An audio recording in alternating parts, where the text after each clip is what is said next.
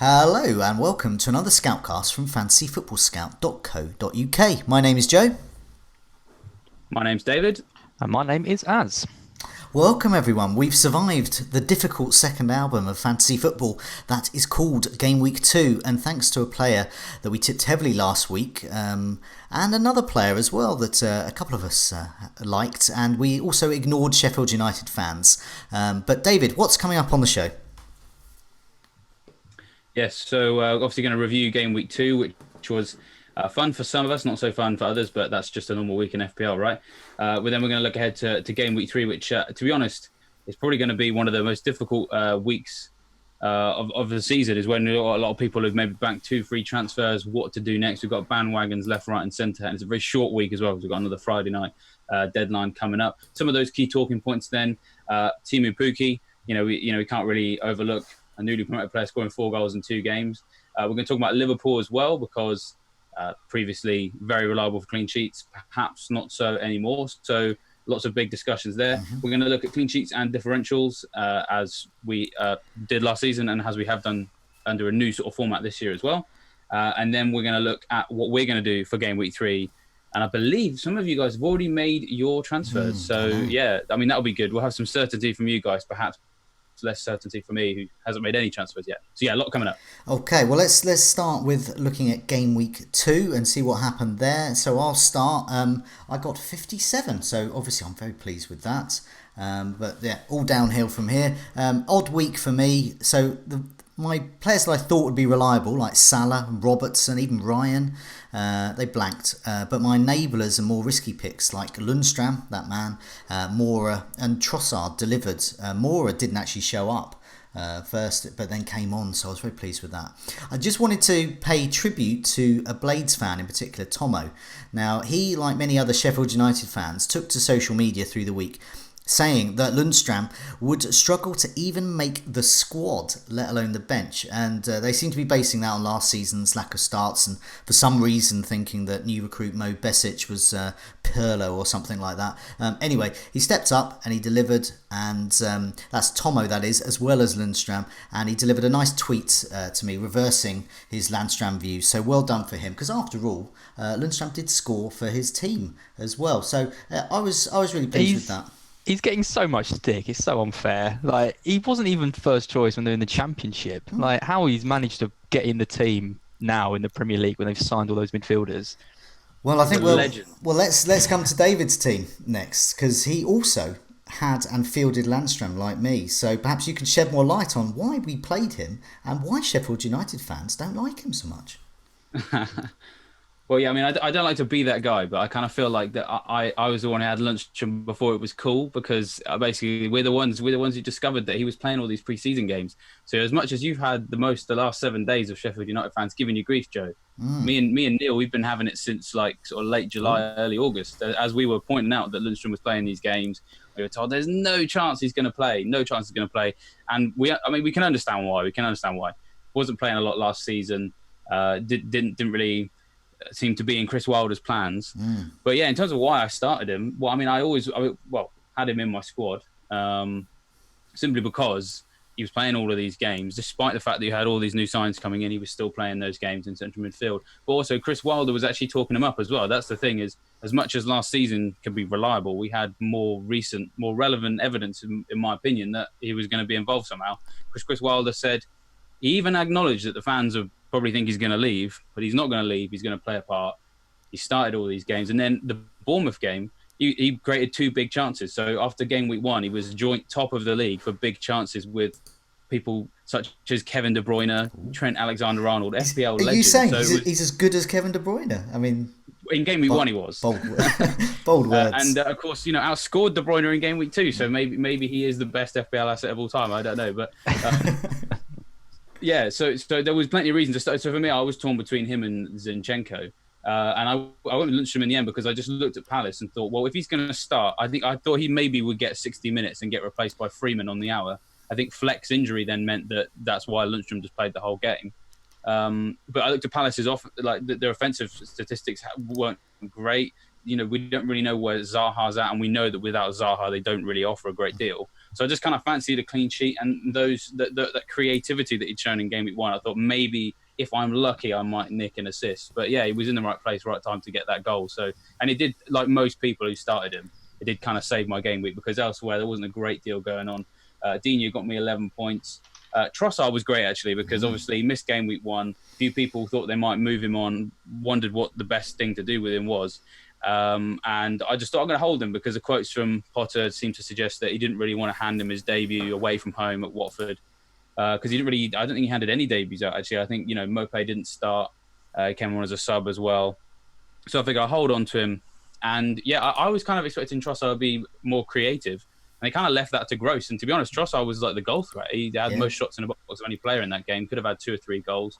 So yeah, that was nice. But then elsewhere, it's just kind of disappointment with Salah not, really delivering. Obviously, Liverpool defence let me down. I had a 50-50 Pope versus Heaton. I got that one wrong. It only cost me 2 points. But really, that game week was all just about Lundstram, Dino and Trossard. I think they were the 3 big highlights for me.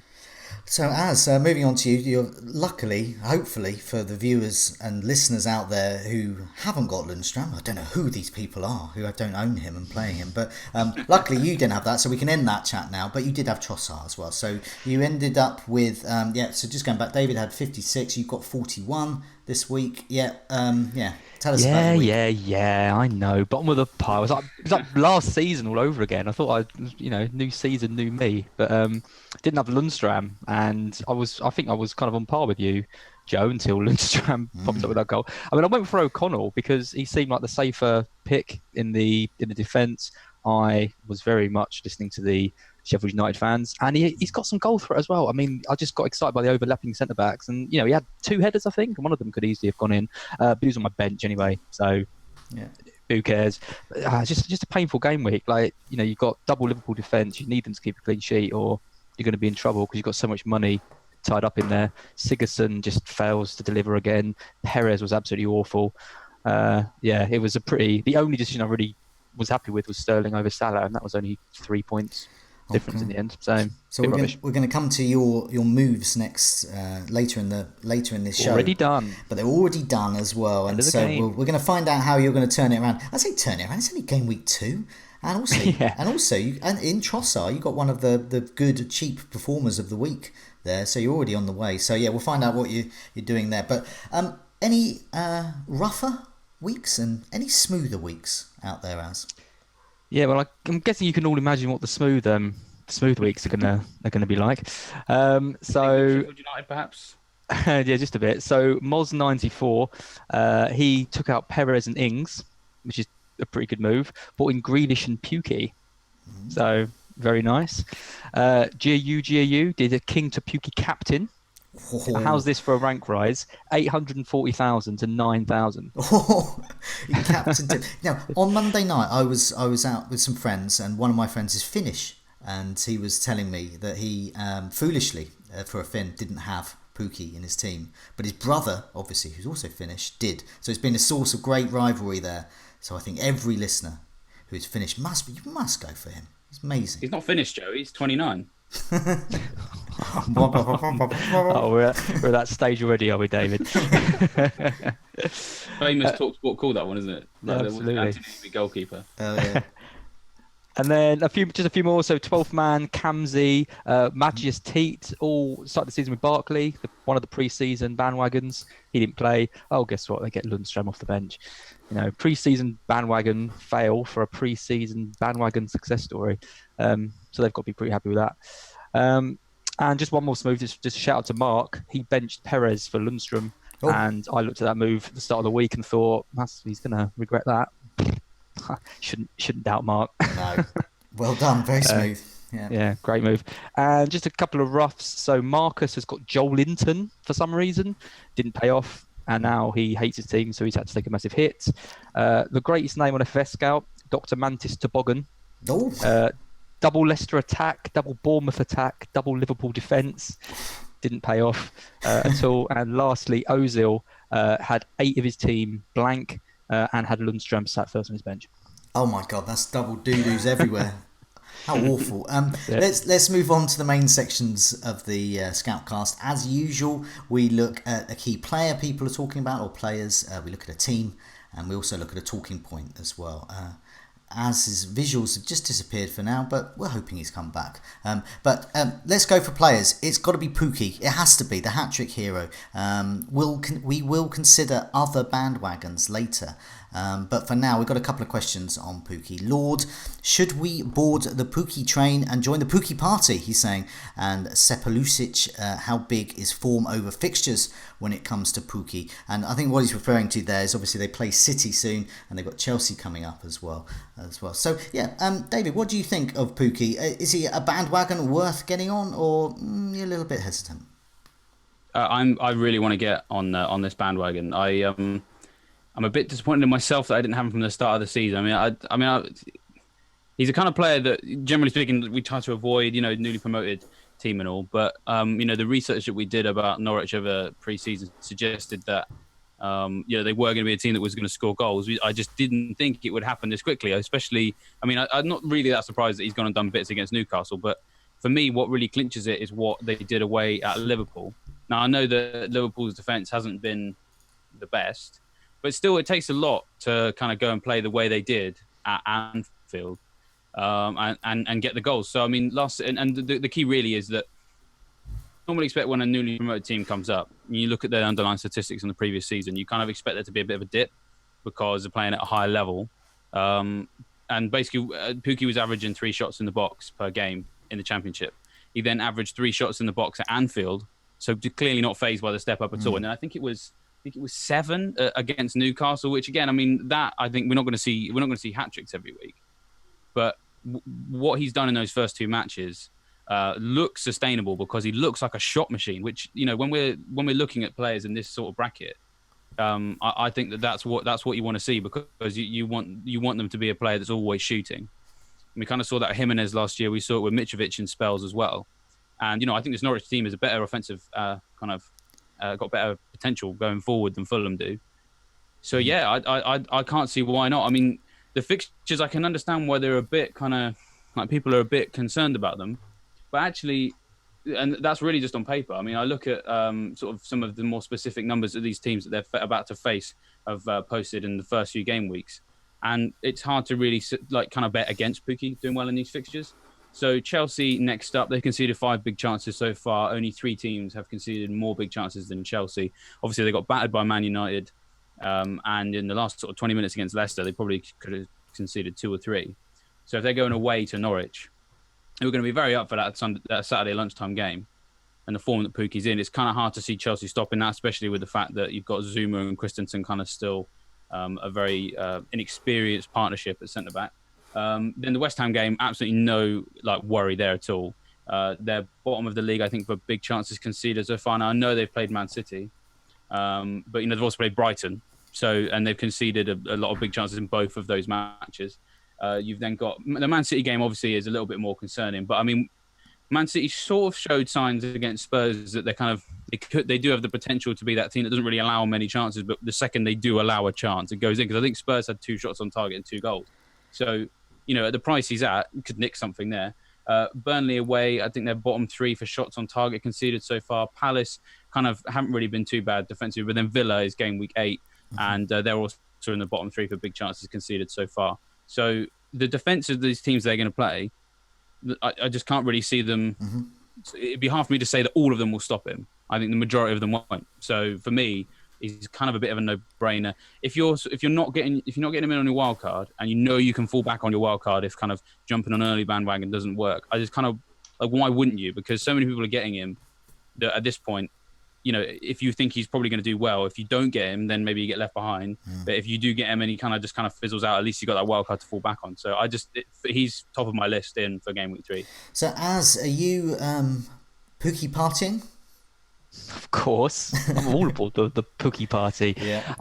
The beauty of Pukki, he's not as cheap as Jimenez was last season. When Jimenez was 5.5, and it was like everyone needs to jump on that, and you kind of ruined my season not getting him. So he's more expensive, and he's approaching a price which is fairly not cheap. But I just think he's 6.7 tonight. It's probably going up in price.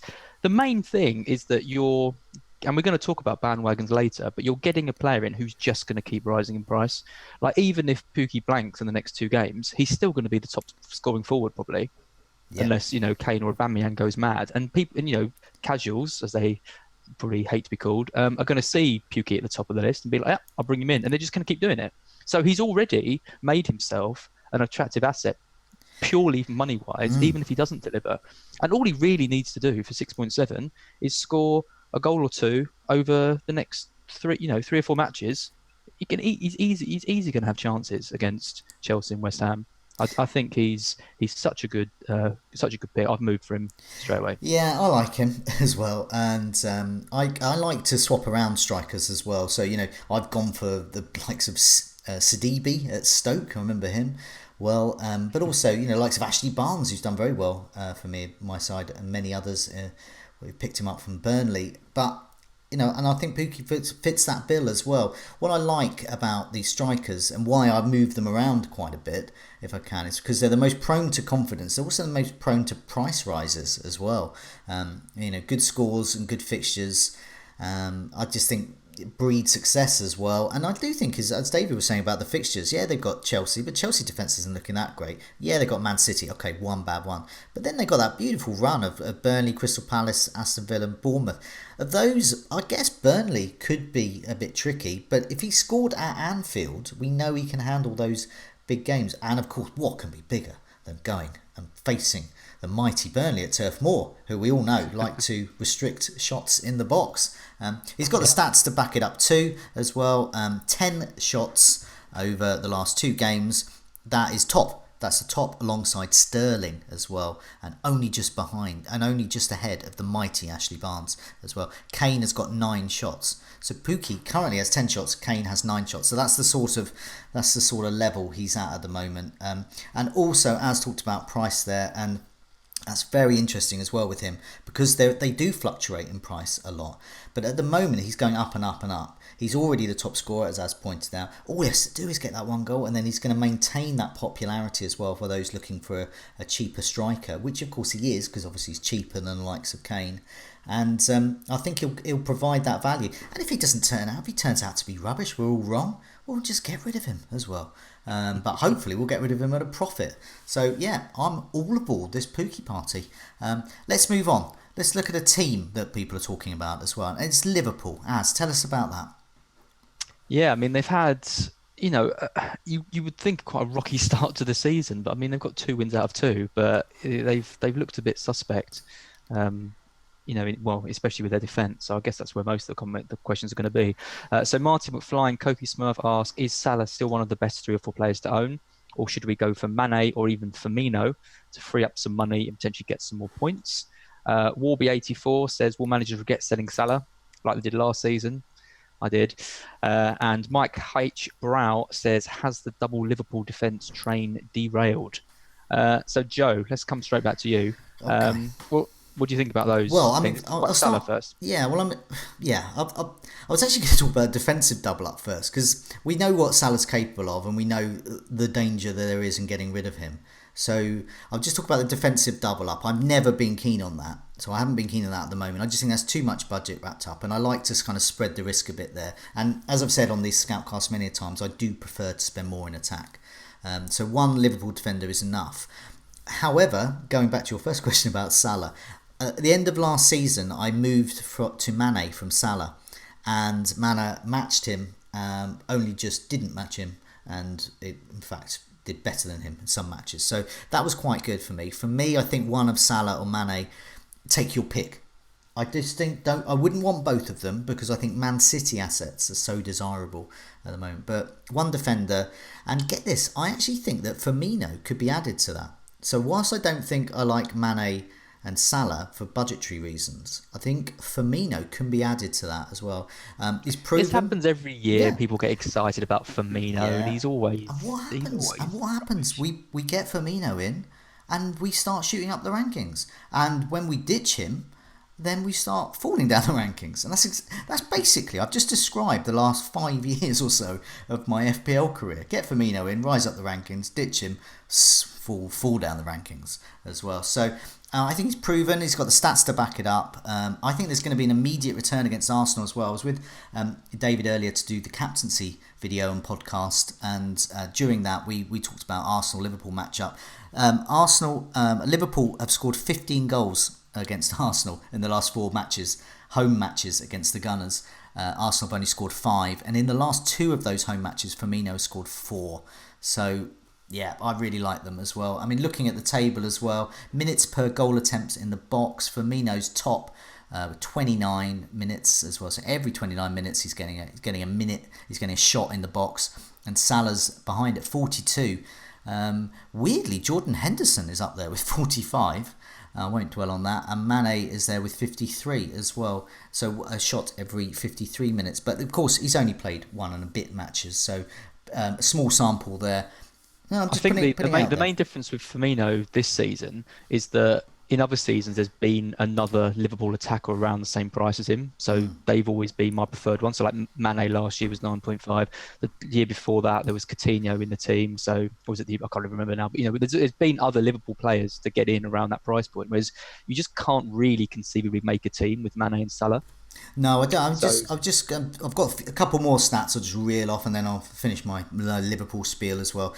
Goal attempts conceded. So Aston Villa are the worst in terms of shots with 43 so far, but Liverpool have 27, and they're one of the worst in terms of conceding shots at the moment. So they're actually worse than the likes of Southampton, Crystal Palace, and Newcastle as well. People talking about them. Our team, Brighton.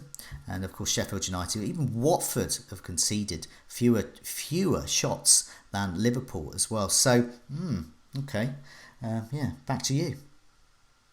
Yeah, I mean I don't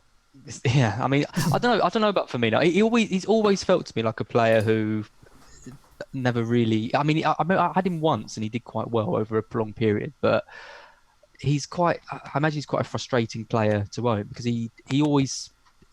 his reputation is to be the kind of link-up man, isn't it? And to bring other players more into the game than sort of get goals himself. But I mean, his returns, for goals and assists each season are pretty good. And I think, with strikers with the fact there aren't that many strikers that are decent these days, and the fact that you can't really have Mane and Salah in the same team, I think it does make him a better option. It's just, you've got De Bruyne around the same price at 9.5 that people are going for. He's going to stay pretty overlooked, I think. And I think against Arsenal, I mean, I wouldn't be surprised if they all scored a hat trick against them because their defence, I just don't have any faith in it at all. What do you think, David? Anything to add to any of that? Yeah, I mean, I think Firmino. To be honest, when we saw the price list in the summer, that I kind of thought what you said there as about. Now that there isn't really a Liverpool attacker near his price, maybe this is the season where Firmino, ventures forth as the one to have. And it's early days, so could still be a possibility. And when you consider that out of all the Liverpool players, he's had the most shots in the box, and maybe it is that season that he's gonna be an option because he doesn't necessarily have to, he doesn't have to match or outscore Salah and Mane, in my opinion, because he can save you. What is it, like sort of 2 or 3 million, and then sort of be just underneath, then that can potentially unlock some funds to have, some more premiums as well. I don't know. So yeah, I think Firmino definitely is someone worth considering if you're trying something a bit different.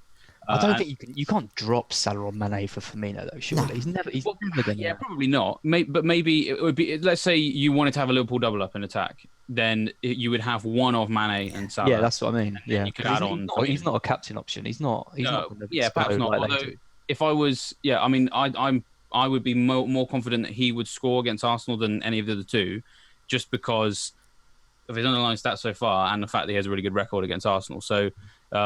This weekend in particular, I think I wouldn't be surprised if he was top point scorer from that match. As for the defence, we had an article on it today. We've kind of ended up doing one every week, to be honest, as Liverpool's defence gets worse and worse. But the thing is, it's really interesting because some people were saying, well, it must be because of Alisson, but I don't, as in him not being around and being injured. I don't really think it is because sort of harking back to what Joe said there about, should we double up? I mean, looking at Liverpool's defence, how they finished last season, there was no way I wanted to double up on their defence because this this trend, that sort of downward spiral of their defence has basically been in motion since about March or like sort of February, January sort of time.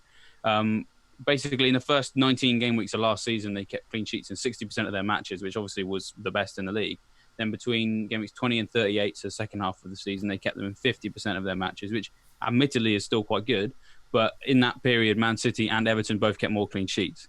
And so then when we were setting our teams up at the start of the season, you're looking at Zinchenko and Laporte and thinking, well, these guys can save me money on the Liverpool double up. And then Everton, of course. Digne and Coleman were two that were sort of being debated. Some people have wondered tonight why I've got Digne. Those who don't know why I ended up doing the switch is because Sidibe signed, and I wasn't so certain that Coleman would start every game. But either way, Everton and Man City were kind of offering clean sheet potential, and they've delivered largely so far in the start of the season for cheaper prices. So why double up? And then when we see what Liverpool's defence has done in the last sort of few games, it's really weird how it's dropped off. And, you know, it was even present in the Community Shield game when Alisson was still around. So last season, they conceded 8.2 shots per match. But in the first two matches of this season, they've conceded 13.5 shots per match. Shots in the box conceded last season was 5.1. That's gone up to 8.5. And then big chances last season, 1.1 or big chance conceded per game, 2.5 big chances conceded per game in the first two games of the season. Admittedly, it is a small sample size. But when you consider that game against Southampton, I think their XG conceded in that game was 1.94. So it's basically effectively Southampton should have scored twice. Anyone who saw highlights of the game know that Danny Ings really should have scored that second chance. So, yeah, they should have conceded twice. Last season, their average XGC, expected goals conceded, was 0.76. Against Southampton, it was 1.94. And it's the worst XGC that Liverpool have recorded since the start of last season. And the next worst was 1.47, so it was like 0.5 more than the worst game of last season. It's just crazy what's happened with their defence. Some people are sort of talking about how they're playing a slightly higher line, although Van Dijk's average position in the last two matches has kind of been pretty similar to last season.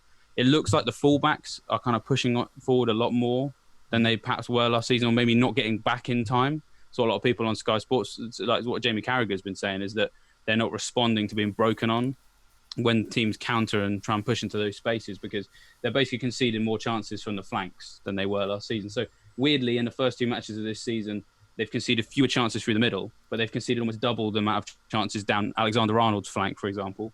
I think it's gone up by about 2.1 chances extra down Robertson's flank. So on the Alexander-Arnold thing, I think they're playing Arsenal. I can't see a clean sheet there at all. And to be honest, you think that maybe Alexander-Arnold's probably played against those other two teams because they're lesser teams that he's expecting Alexander-Arnold can get attacking returns against. I actually wouldn't be surprised if this is the game where Alexander-Arnold possibly gets benched for Gomez, because I think you'd probably trust Gomez to defend better against an Aubameyang or a Pepe than you would Alexander-Arnold, because, I mean, we saw it in the Community Shield, didn't we? Took him off after an hour. Could this be one of those games where Alexander-Arnold doesn't play? So there's so many questions about this Liverpool defence. I guess the big issue is if you've got the double up now, how do you get out of it? Because Pukki's banging in the goals. Everybody wants to get Kane as well. So do you commit to taking one of them away? It's a really tough one. I wouldn't want to be in that situation. And being an Alexander-Arnold owner, I'm concerned as well, because I think he might not necessarily start against Arsenal. So it's yeah. Well, I've got both. I've got Alexander-Arnold and Van Dijk, and it sort of briefly played in my mind to maybe get rid of one of them. But the more I think about it, the more I just think, let's not be too rash. I mean, you know, Alexander and Van Dijk both got attacking returns in the first game against Norwich. Okay, they conceded and they looked a bit shaky, but they both got attacking returns. I mean, for two defenders getting attacking returns, that's a great start. And then, you know, if not for Adrian, they'd be getting a clean sheet against Southampton. And, maybe... and if not for Danny Ings, to be fair, because Ings really should have scored that. Well, true, I know, but shoulda, woulda. It's. Just a hangover from the Super Cup as well, so I do sort of take that as a big exactly. factor. I just think we're 2 weeks in, and I think in terms of value, I think Alexander-Arnold has the potential on the corners, on the set plays. You know, when he plays, he might get benched in the odd game. That's the risk you take with him. But he's got potential for massive, massive hauls. Van Dijk is the most owned player in the game, I believe, at 52% ownership. And he's already had a number of chances from headers, which could come from Alexander-Arnold corners and crosses. So the chance of those two combining to get a goal isn't that ridiculous. And that's two defenders.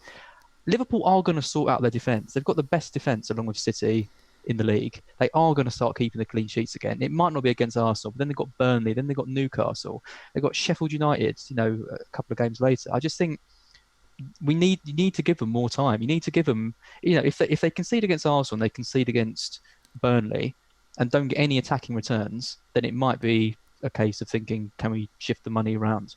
But 2 attacking returns from 2 defenders in one game and then a closely run clean sheet in the second game, I'm not panicking yet. I'm not selling them yet. If I was gonna try and get some money from Liverpool, I'd be dropping Salah for Mane. I think he just looks in better form. If I put myself in the shoes of those who had 2 Liverpool defenders, and I would definitely get rid of one.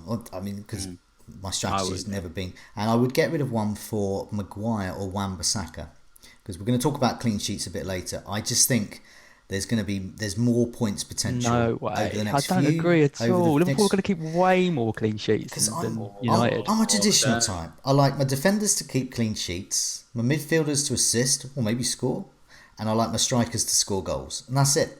And I want my goalies to have save points. And a defender for 7 million has got to keep clean sheets.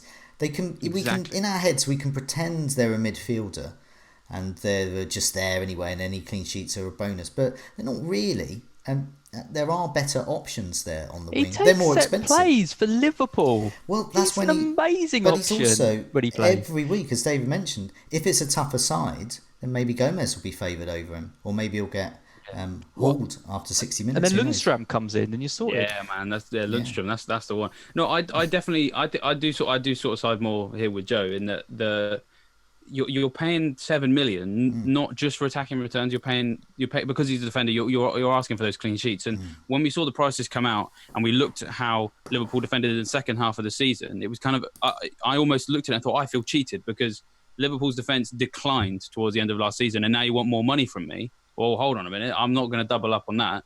So that's why there's concern there, because it's these underlying stats from these games from teams that shouldn't be troubling them. And I know the Super Cup is a bit of a mitigating factor, but we saw it against like Man City in the Community Shield. And I know it's Man City, but I kind of expected that game to be a lot tighter than it was.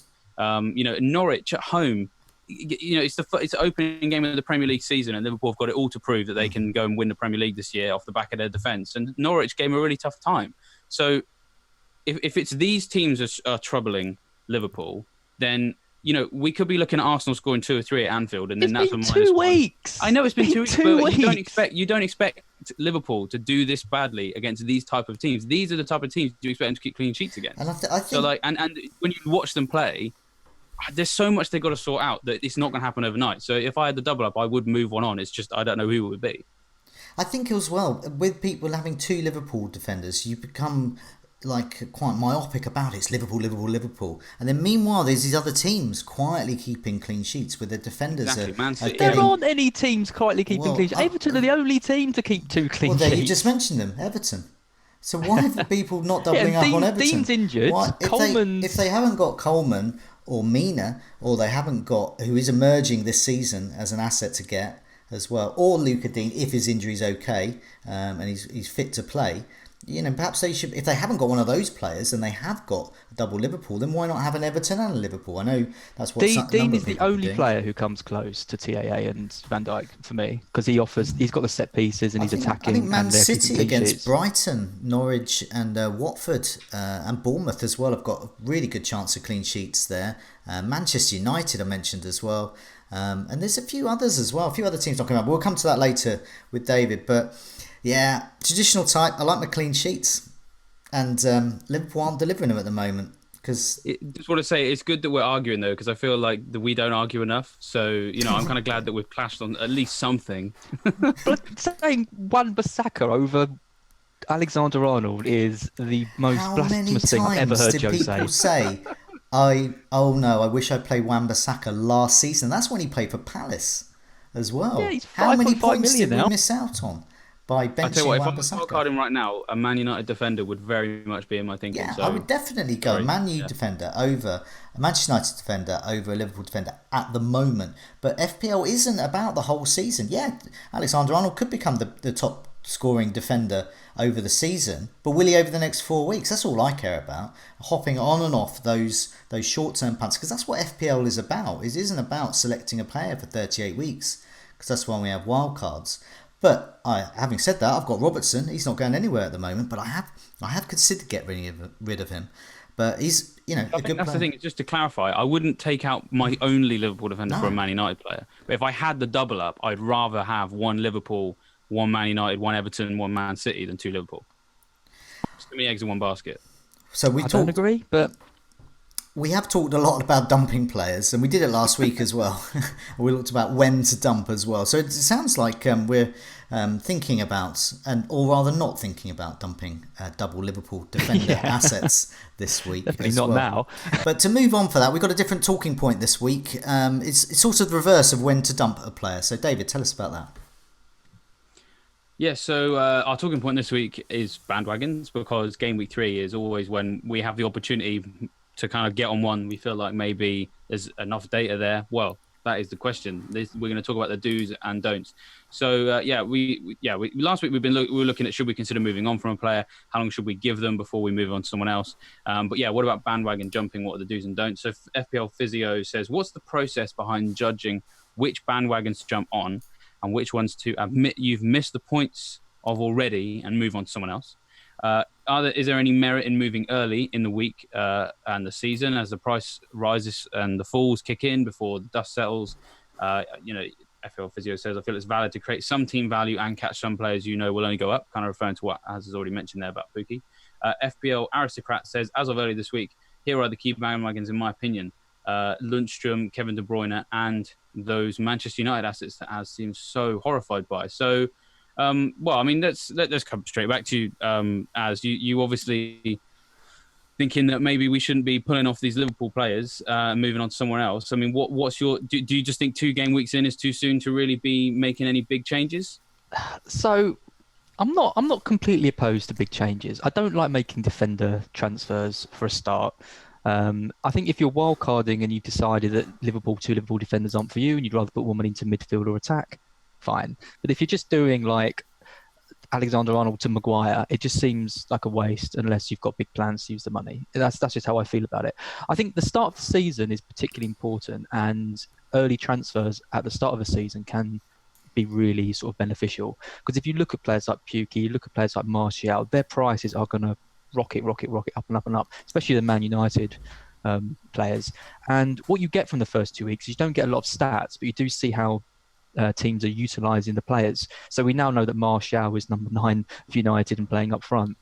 We know that Pukki is a lot of people already knew it, but we know that Norwich have come into this season, they're not going to defend, they're going to attack, and Pukki's the main man. We know that Lundstrom is a 4 million defender playing midfield. So we have got more information than we had at the start of the season. So I'm not saying it's 2 weeks, don't do anything with what we've got. I'm just saying that I've got Sigurdsson, for example, and I don't want to get rid of him off the back of 2 bad performances, but I know a lot of people will. But the fixture's still good. Dean's got a slight knock now. I don't need to panic with someone like that. But I do look at some players and I just think they're, I can do better. I think Martial, to me, is just an absolute must-have with United's fixtures coming up and his position. So I'm looking at my team and thinking, well, how can I get him? I don't want to lose Sigurdsson. Perez has got to go. And I didn't really want to have Perez at the start of the season anyway.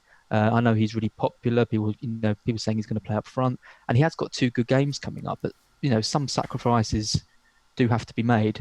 But I think this is the only time in the season, really, where an early transfer really pays off. Because if you catch a 0.2 or a 0.3 rise on a player like Pukki or Martial, then that's going to set you up in really good stead for the rest of the season. So I think, if you've got your eye on someone and they're going up in price, I think you need to move on them. Yeah, I mean, I already feel so. I mean, I want to buy Pukki, and I'm stressing about the fact that he's probably going to go up to 6.8 before I get a chance to go for him, because and it's a little bit situational for me because I've got the potential injury on Digne. I think Zinchenko kind of had possibly a little bit of a knock towards the end of the Spurs game. I'm not too sure. So and Robinson's come off as well.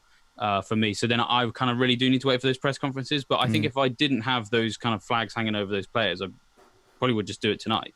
Because you're right. I think one of the problem people have got is if you haven't got a team which is very flexible, then you'll struggle to sort of get in before the price rise happens. The Pukki is a good example. So a lot of people are now going to be like, I wish I could do King to Pukki in one move, and they can't because he's gone up.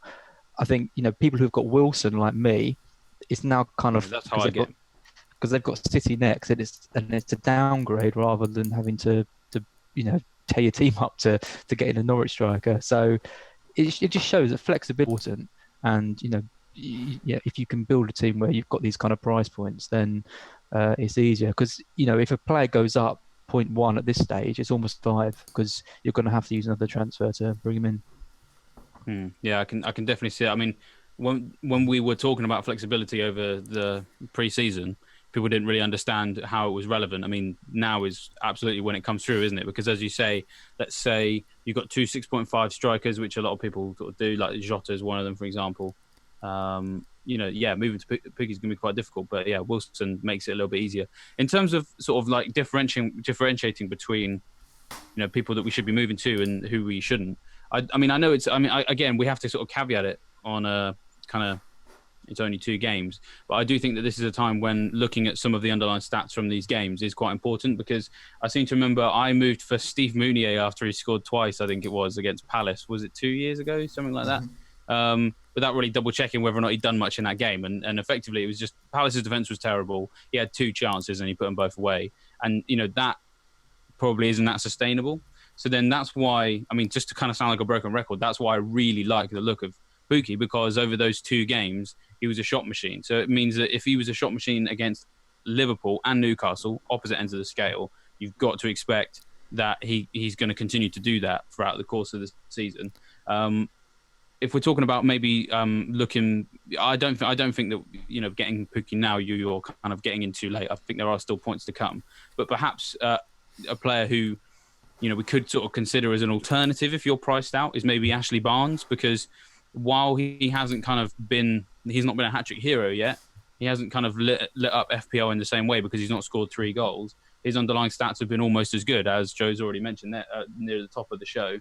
9 shots. Joe's favourite player, old Ashley Barnes. Yeah, he's great. He's played for everybody. He's played for Plymouth Argyle as well as. Has he played for Brighton as well? Yeah. He's a great guy. 9 shots in the box. That's only 1 fewer than Pukki, and he's played Southampton and Arsenal, so mixed bag of fixtures as well. 6 shots on target, so same as Sterling. He's had the same number of big chances as Pukki, so I'm not saying don't get Pukki and do get Barnes, but if you get priced out of Pukki, but you could get Barnes, for example, at some point, maybe he's the alternative. Look for the underlying stats, and it suggests there that they probably have a similar points potential over the next couple of weeks, because I think their fixtures are both as good as each other.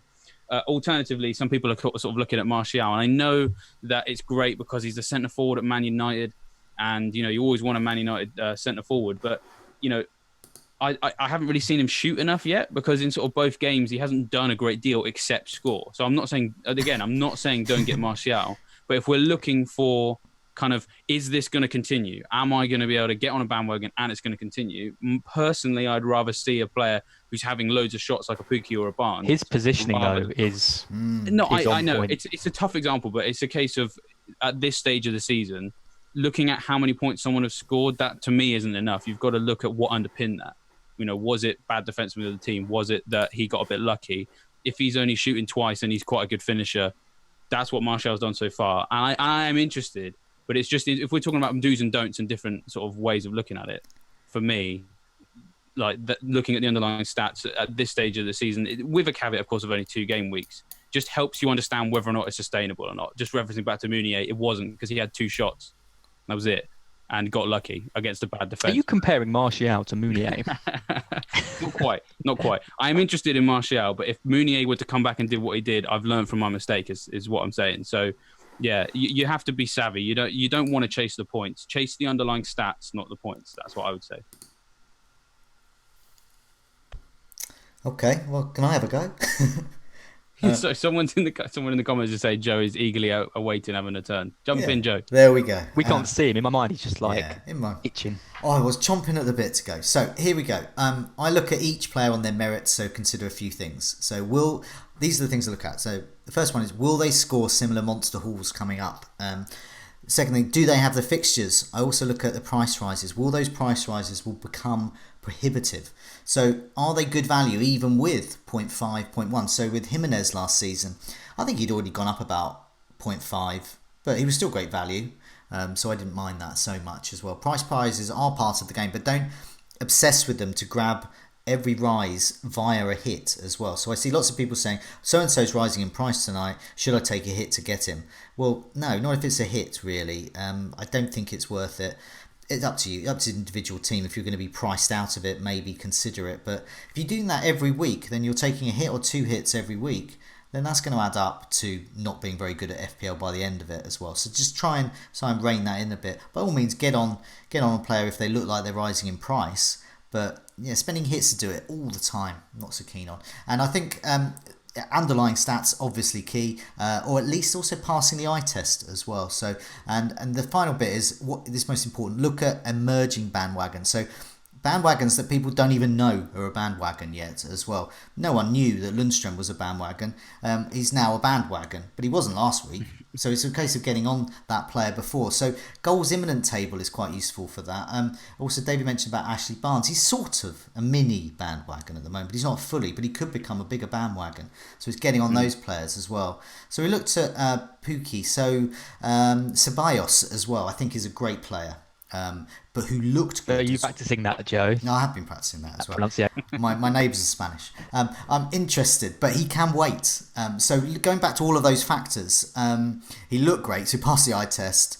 I think he will score monster hauls. I think they're coming up as well, but he doesn't have the fixtures to really back that up. So Liverpool and Spurs, he's only 5.6, so he's not going to be prohibitive if he goes up a bit as well. He's still going to be a nice cheap player to have. So I'm looking at him over the next couple of fixtures, and I want to see how well he does there. And I've got that time he hasn't got the fixtures to rush it, so you can wait with him. So one group that fits the bill, so I mentioned Manchester United as well. I think they are worth rushing in because they do have the good fixtures coming up as well. And I think the sheer quantity of Manchester United fans, if they start doing well, so if Martial keeps scoring and his underlying stats keep getting better, people are going to keep getting him in, and his price could become prohibitive because it's already much higher. So Ceballos is 5.6 now, and Martial is 7.6. So already you can see starting to get towards that 8 million. So that's quite tricky as well. And looking at goals imminent as well. So what goals imminent table that we have in the members area of Fantasy Football Scout is best after 4 game weeks. You look at 4 game weeks worth of data as well. So you have a minimum of 10 goal attempts, but with a maximum of 1 goal as well. So just before that, I've sort of done a 2-week one. So looking at the last 2 weeks. So it's not as good as the 4-week one, but some people like it. But I was going to say that over the last the 2 game weeks as well, it's a minimum of 5 shots, maximum of 1 goal.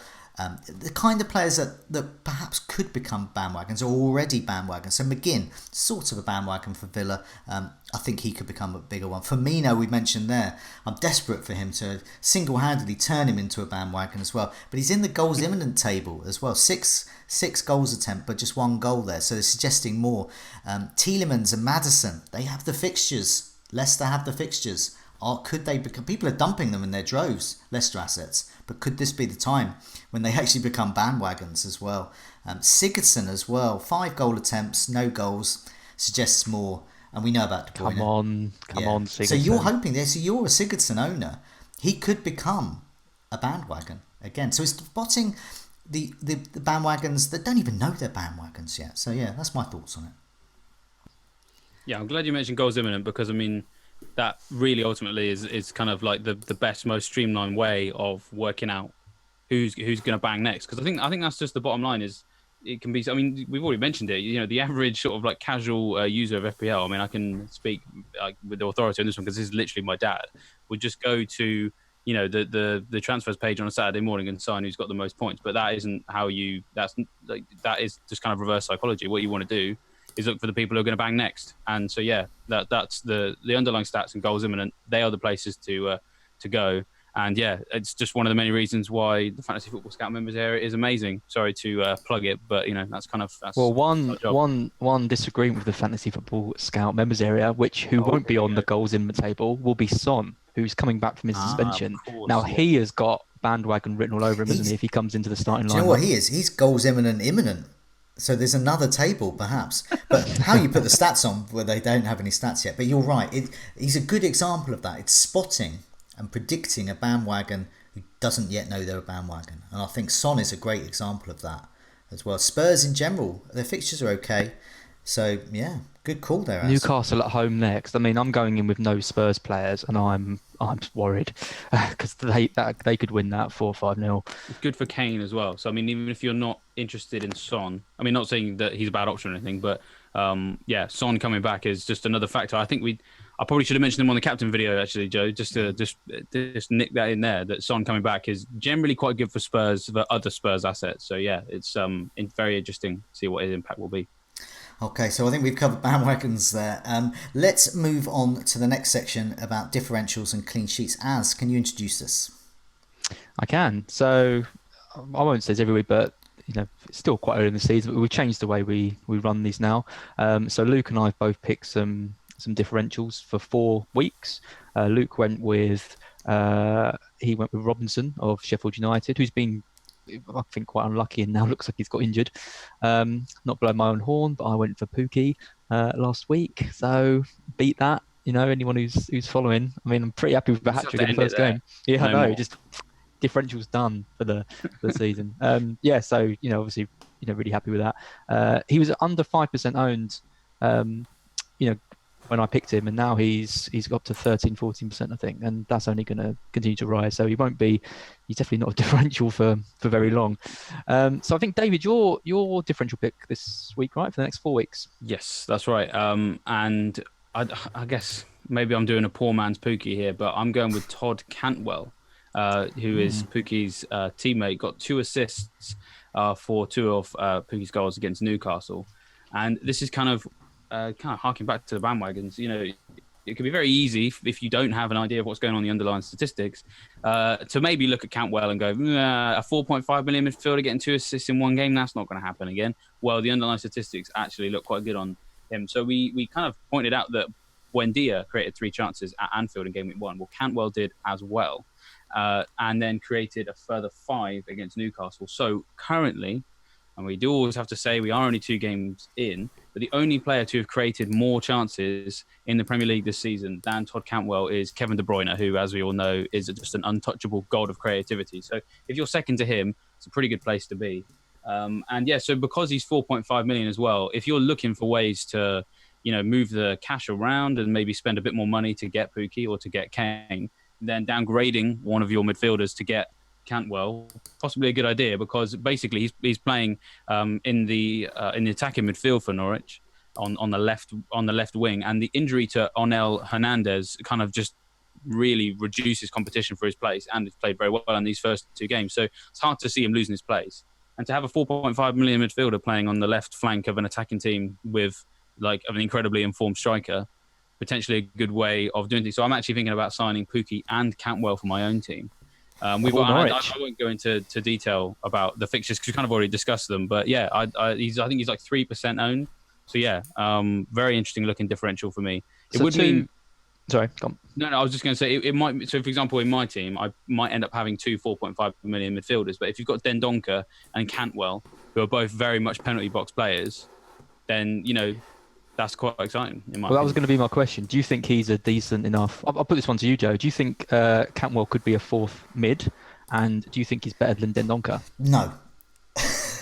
I think he's a good 5th mid. Slam down. So, because I think for those who are perhaps wildcarding and they're looking for a 4.5 defender, or they haven't got a 4.5 midfielder. They haven't got a 4.5 midfielder, so they're looking to perhaps downgrade an option there and go for one. Yeah, I think he's a great option because he's there because of injuries to others at the moment, and he does have the underlying stats as well. And so he's going to turn up and he's going to get you points. But I've seen other teams, so they've got Dendoncker and then they're going for Cantwell as well. So they're playing him as a 4th midfielder. So basically, I call this the Jason Puncheon trap. Now, those who have been watching the Scoutcast for a number of years will remember I famously claimed that Jason Puncheon was capable of being a fourth midfielder. Spoiler alert, he wasn't. So it completely ruined my season, as well as many other poor mistakes that year. But that was one. And so I don't like the look of that. Perhaps if you're playing Cantwell as part of a rotation with another player, perhaps you've got to call a sort of 4-4-2 setup. You can sort of move to a 3-5-2 and rotate with a defender or something like that. I think that's a good option as well. And I also think Cantwell and Pukki as well. This is Norwich. This is not Real Madrid. They are quite good, and he has just scored a hat-trick as well. But let's not go all Delia Smith about it, and let's be Avenue with all of their squad members in the team. I think so I'm not completely down on Cantwell. I think those are getting him in good. But if he's going to be your fourth or even third midfielder, well, just stick to Cookery, I think. But what if it's the difference between Wilson and Kane? Like for this Newcastle game, you get Cantwell in, okay, he gets you 3 points, and then you bring in Kane for Wilson. Suddenly he's a better, and you captain Kane as well. Because effectively, because the idea is he's a good enabler. I know what you're saying about structure, but in terms of what it could unlock elsewhere, whilst potentially also ticking over, I think that's why I'm strongly considering it. I think the problem is though is then you are then relying on, because you have to rely on Kane doing really well then as well. Now we've seen Kane before. We've all got Kane on. He's been the king of the bandwagons. Hey, look, everyone, Kane's playing an easy team at home. Got to get him in and captain him. Well, he's less of a bandwagon at the moment because people remember the Cardiff game where he turned up and scored 1 point. And we remember other games. The Cardiff game. And I remember the game I got him on for 2-game run. And I think it was a couple of games at home as well. He just scored a hat-trick at Burnley and then a couple of nice, easy games at home. Let everyone down. But he could do well. He might not as well. But then you're relying on that. And the problem I found when I had made my Puncheon move and others are doing when they're claiming Cantwell as a fourth midfielder is you are then having to rely on Salah, Sterling and Kane. That sounds great on paper, doesn't it? But what if all three of them don't do so well? Already this week we saw Salah blank and we saw Sterling get 6 points and Kane blanked as well. So it's very easy for them all to do it at a certain time as well. And then you've got to rely on your 4.5 fourth midfielder. So that's my problem with it. But on the plus side, if you haven't got a 4.5 midfielder, go Cantwell. That was a savage takedown, Joe, but I enjoyed it. Okay, so I think we're all sold on Cantwell as a differential and as a decent 4.5 mid. Joe's going to sign him straight away, first thing tomorrow morning. Well, just maybe not as a fourth mid. I think that's the general consensus. I think this kind of thing happens every year, and we get players like this, and we debate doing this. But I think my plan for this season is to stay flexible. And if I've got 2 4.5 midfielders in my team, then that is not going to be flexible. So clean sheets. David, who are going to keep the most clean sheets over the next 4 weeks? Yeah, so the season ticket obviously ticking along as it does, and that means that teams are creeping into the top end of the defensive potential. And creeping in is West Ham after some pretty poor performances. They have some nice fixtures, so this could be the time when you start maybe starting Diop or who else would you dare have in the West Ham defence? Masuaku, something like that. Where's Bruyne? Why didn't he play? He was on the bench, wasn't he? Yeah, I'm not really sure. Ogbonna came in and didn't look too great. The West Ham defence, personally, I wouldn't go for it, but if they're in your squad and you're kind of looking at some rotations, and Watford away, potentially a one to look at, because Watford have looked pretty poor so far. We've got Norwich at home as a very dark blue, but I think that will change if we're talking about how good Pukki is. But Aston Villa away, Aston Villa haven't really been putting their chances away. So game weeks 3 and 5 potentially for West Ham. Southampton have got Brighton away, Sheffield United away, Bournemouth at home, and Man United at home in there. But the 2 away games, potential for clean sheets there maybe. But for me, the 3 big ones, the 3 teams that I think are going to be the main ones to rely on. So I would just say Southampton and West Ham defenders, no offence, I do not trust you with your nice fixtures. Man United, Man City and Everton, I think I do. Now, over the summer, I was a bit just a bit disparaging of Man United defence. I said that Wan-Bissaka at 5.5 is not going to be able to cut it. And I sort of regret being so definitive about that, because the way they've started the season, when you look at the number of tackles that Wan-Bissaka's making, you don't even need to look at the data. Look at some of the instances, some of the tackles he's making are incredible. He had Jota in his pocket on Monday night. Jota did hardly anything. Maguire very commanding in the air as well. I think from its early days, yes, but from the 2 games I've seen of Man United play so far. So, for example, last night the only thing that really meant that they conceded against Wolves was just, arguably the best finisher from distance in the whole league doing what he does. That was the only way Wolves could score. So Man United really should have kept a clean sheet. I've never seen Wolves so short of ideas. Like normally they pour forward, create stuff. They just weren't doing it, were they? And I think that was down to Man United's defence. They very much limited the creative midfield players, forced the centre-backs to kind of play long balls forward, and that's just kind of meat and drink, isn't it, for Maguire? And then any time they tried running at the defence, for some reason they ran at Wan-Bissaka instead of Luke Shaw. And, just couldn't get past him. So Palace at home, I think that's just a no-brainer, clean sheet. No-brainer there, because Palace I just don't know what's gone on with Zaha. They got to start him. He's the only player who's got any attacking threat. So if they don't, it's just an easy clean sheet. Southampton, Leicester at home. I mean, I think Leicester have been really underwhelming start of the season, and then West Ham away. So some nice fixtures there. And I expected Wolves to score maybe 2 goals, maybe against Man United, do the usual stuff they do against Man United. But there does seem to be something different about this United defence this year, and it's probably those new signings. Man City and Everton, I guess we kind of already sort of covered their potential earlier on in this particular episode. Most clean sheets in the second half of last season. Everton riding their luck a little bit, so their XG conceded is 2.18, and so then that's a delta of minus 2.18. So at some point, they might disappoint us. That could be Villa on a Friday night at Villa Park. But, as you mentioned there, Wolves, a little bit devoid of ideas against United, and they've got these games coming up against Torino, which are going to be, they're not going to be, it's not going to be like the Armenian team they played, where they can win the first leg 4-0 and play the kids for the second one. I think they're probably going to have to play their best teams for both of those games. So could be leaving themselves short-handed for going to Everton game week 4. Bournemouth haven't looked as inspiring as we'd like. Sheffield United, obviously, probably, we like their 4 million defenders, but perhaps a little bit limited going forward. So, Everton's fixtures look very nice. And, of course, Man City just always hold on to the ball, don't they? So Bournemouth, Brighton, Norwich and Watford, look very good for clean sheets there. So, Everton and Man City are a bit kind of obvious, aren't they? But Man United very much, for me, creeping into the kind of, I think they're knocking on the door of the clean sheet club this season. And very interesting to see if they can get back to it. Because that's what they were like under Mourinho, wasn't it? So, could be going back to those days of some clean sheets at all, as opposed to hardly ever, which is what it was last season. Okay, with all that in mind, let's move on to our plans for Game Week 3 as well. Az and I have already made our moves, and David is yet to make his move. So I'll go with my ones first. I had 2 free transfers, and I have decided to spend them on Pukki and Martial in for Mora and Wilson, and I'm going to be captaining Sterling as well. So I've made a rare early move. Partly I just don't want to think about it too much. Partly it's because it fits in with the bills of those criteria I was talking about bandwagons as well. Will their price become prohibitive? And I thought Martial's would really, and I needed some extra money to free up some extra money to get Martial in. And he was the one I think could become prohibitive if I leave him another 2 weeks.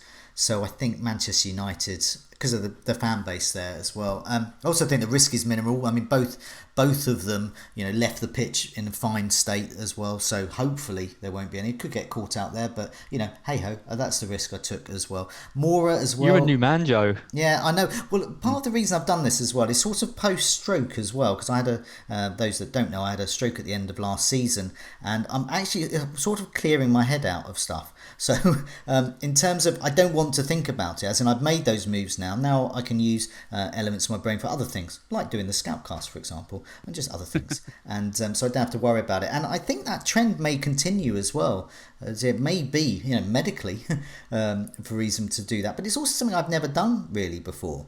I'm not keen, as I said before, on taking a hit to do that early. I'm also not keen on getting a player in before they've actually played the previous game week as well, or they've got a European match or an international.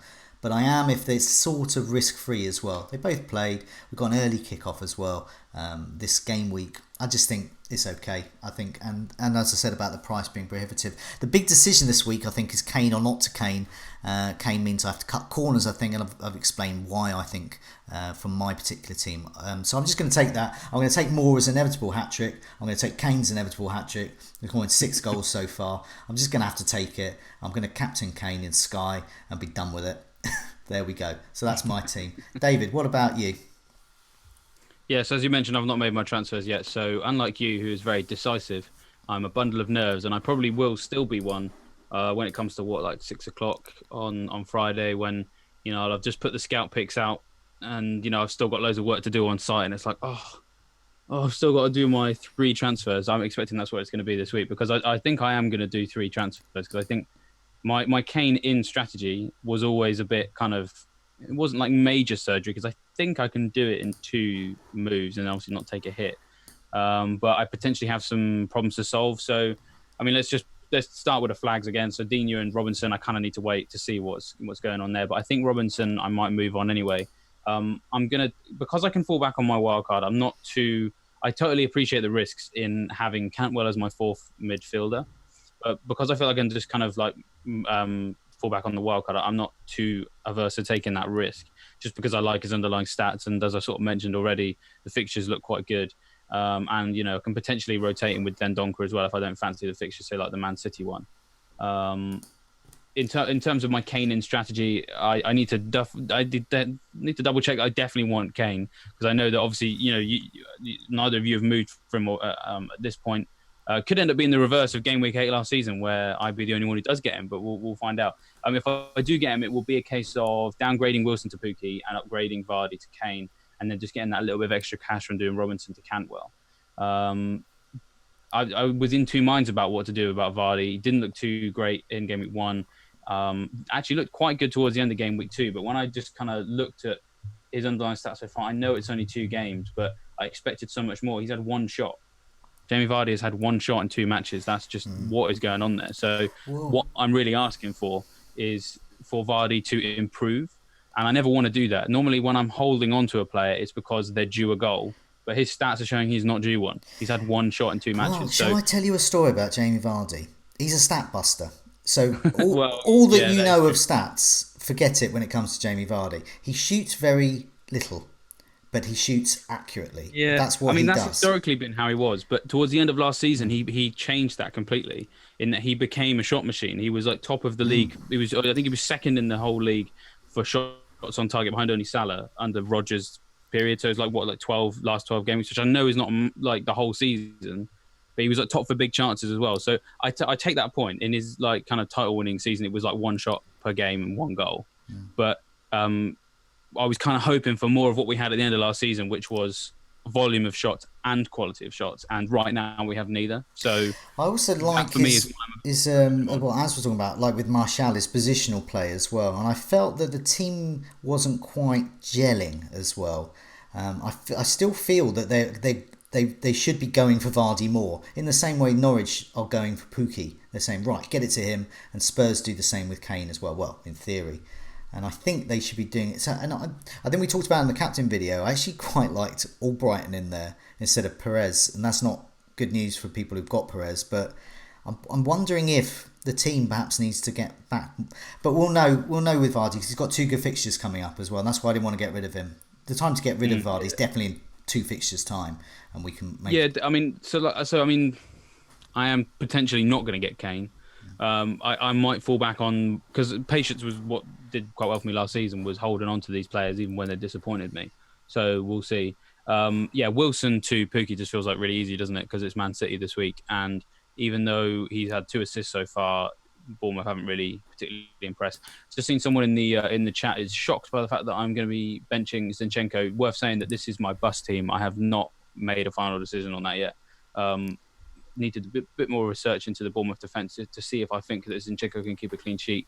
But I'm not averse to benching him, because I benched him obviously for Game Week 2. I don't really think Zinchenko offers much more than clean sheet potential. So I might bench him. I might not. We'll have to see. So yeah, sorry. I don't really know what I'm doing. I have several plans that I could do. But I think that's a lot of people. A lot of people this week are sort of a little bit. They've got several plans and they've got to pick one, but they just haven't got one. I think, as you say, it's good that you don't know what you're doing, because that's why I took an early decisive move, because otherwise I'm just going to spend all week wondering what to do, because when you've got 2 free transfers, you just got so much choice, haven't you? And so you're thinking, oh, Kane, not to Kane, and then what about the players I get rid of, and then then KDB as well, and he's a good bandwagon, and just goes on and on and on. As you've been decisive, you've had enough of having to think about it. What have you done this week? I'm joining you in the decisive club. Yeah, I mean, I was thinking over lots of things. I was thinking about getting Kane. I was thinking about getting Son. But in the end, I've decided that Martial is the priority. I'm not 100% sure if Son's going to start against Newcastle. I know a lot of people are saying he definitely will. I'm not entirely convinced. I know he played some in pre-season, but it wouldn't surprise me if he came on for 30, 40 minutes towards the end of the match. And I just don't think I want Kane. Like he's just playing so deep, and I don't really enjoy watching him. I think he got lucky against Villa. He was completely anonymous against City. Not really, just not really a player that I've really got my. I had to move for Martial.